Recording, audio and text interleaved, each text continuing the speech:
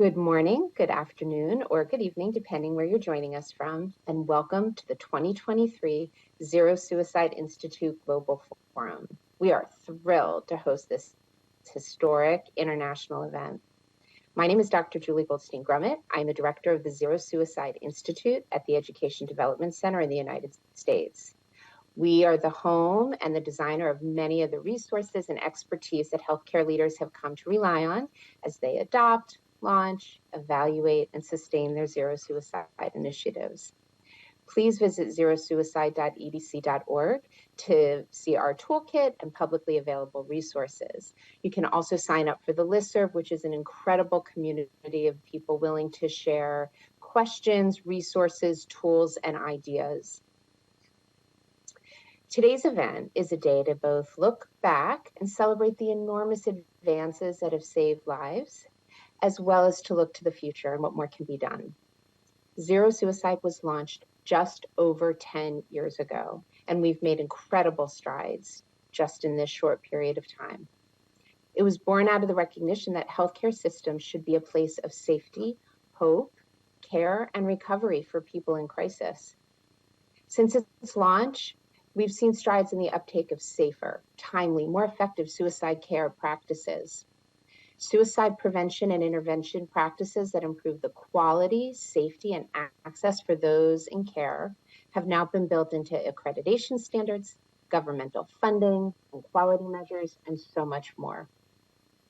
Zero suicide is both an aspirational goal designed to catalyze transformational change, as well as a suicide care model with a specific set of practices for healthcare systems to employ.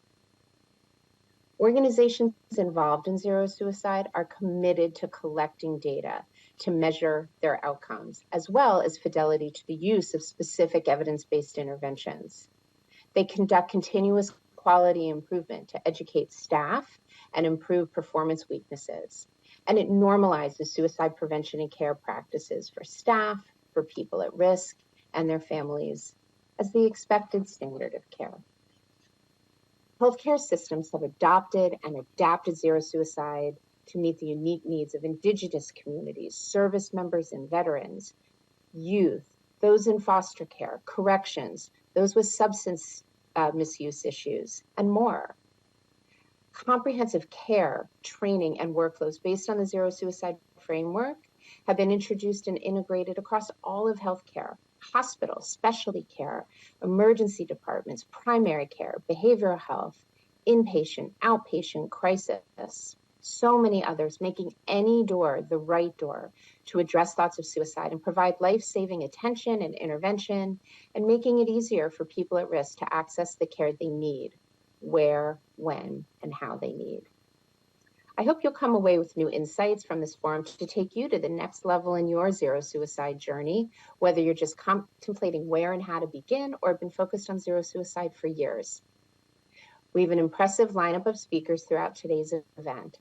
All have been pre-recorded so that we can accommodate a global audience, and these sessions will remain online for the next year in case you need to hear it multiple times or you want to share it with others. Please feel free to also share your own resources or your thoughts in the chat section of the online platform throughout the session so that it amplifies knowledge and learning and fosters engagement that can help everyone grow and improve their zero suicide efforts. You can look forward to hearing today about how several healthcare systems launched and sustained their initiatives, the impressive results they achieved, obstacles they encountered, and innovations and insights they developed along the way to help you wherever you are in your path to zero suicide. Our speakers on implementation science will address the concrete methods and strategies they utilize to facilitate uptake of practices they wanted utilized in their system, including the training and evaluation strategies they use to measure and promote fidelity, which is at the core of zero suicide. We have speakers talking about how they access care for themselves or their loved ones in the healthcare continuum, where we're succeeding and where we still have more to do. Supporting the well-being of the healthcare team is critical.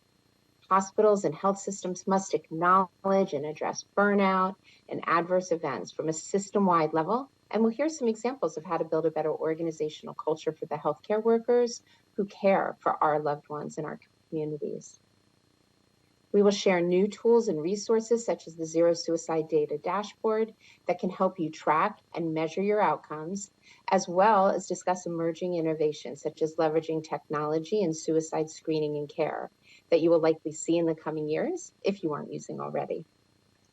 We are really excited for today's event and hope that you walk away with both small nuggets as well as huge insights that you can utilize immediately. Stay tuned, as we also intend to bring you events in the coming months to help you to connect more closely with one another and to delve deeper into your efforts.